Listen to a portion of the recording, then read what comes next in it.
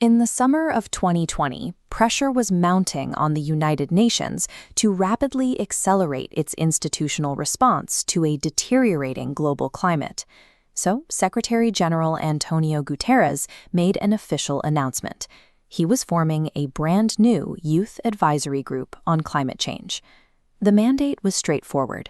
A hand-picked team of young leaders would be brought directly into the inner circle, tasked with giving fearless advice to help the UN tackle the climate crisis. However, by setting a strict lower age limit of 18, the UN effectively excluded the specific group of school-age strikers whose protests had initially forced the climate crisis onto the international agenda. The eligibility rules for the new group were specific, strictly 18 to 28 years old. This timeline shows how that narrow window creates a gap for everyone younger. As we can see in this formal document, child rights organizations expressed immediate disappointment. They noted that the very children who built the modern climate movement were now being kept out of the room. The contemporary global climate movement was not started by a 25-year-old policy analyst. It was sparked by a 15-year-old high school student in 2018, and it was fueled by millions of children, most under 18, who formed the backbone of massive global school strikes throughout 2019 and early 2020. By ignoring adolescents, the UN failed to achieve true diversity.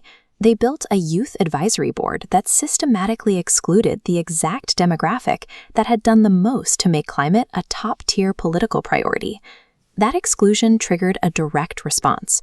Organizations, including Save the Children, drafted this open letter to the Secretary General. The core thesis points out that children have used their distinct channels of influence to catalyze global activism. They are already active agents of change. This activism wasn't confined to a single region. It spanned from the global north to the global south, with young people coordinating to demand their right to a safe environment.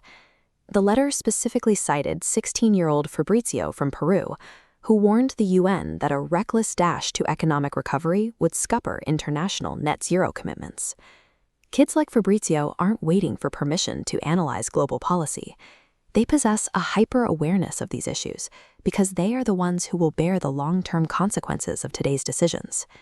Without a formal seat at the UN, young activists bypass traditional systems, taking their arguments directly to corporate and political leaders in their home countries.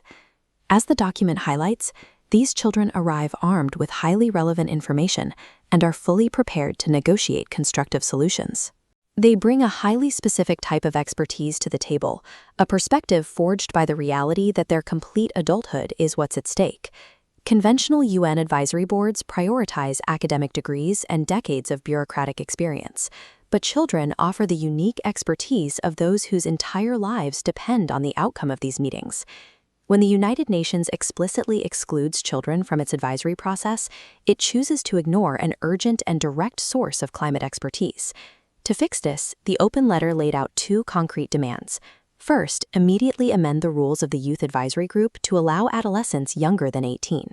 Second, as outlined in this highlighted section, the UN must establish a safe, formal space for children to exert real influence over preparatory events leading up to major summits. Targeting preparatory meetings is highly strategic. Controlling the preparation is how you dictate the agenda for massive global summits like COP26. These demands outline a shift in the movement's strategy. Youth are moving beyond asking for permission to speak outside the building and are instead demanding formal mechanisms for institutional power inside it. These demands highlight a push for a structured institutional role for children, one that moves past purely symbolic participation. Historically, international institutions treated children strictly as future victims in need of top-down protection. As this diagram illustrates, that hierarchy is dissolving in favor of a model that treats them as active partners combating the crisis today. Achieving a genuinely green recovery is not just a technical challenge, it is a structural one that requires the input of those who will inherit the results. The ultimate goal is to strip away performative tokenism and replace it with direct, meaningful engagement.